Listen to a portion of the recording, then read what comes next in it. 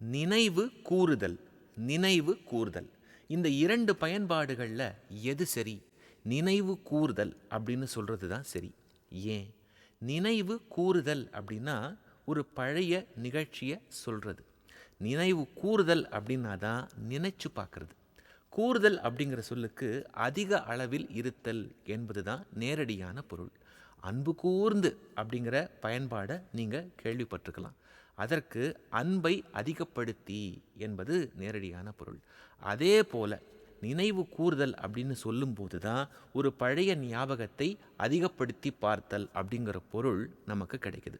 சரி, இதை எப்படி பயன்படுத்துறது ஒரு வாக்கியத்தில் அப்படின்னா, மறைந்த நடிகர் விஜயகாந்த் பற்றிய பெருமைகளை நடிகர் ரஜினிகாந்த் நினைவு கூர்ந்தார் அப்படின்னு சொல்லலாம்.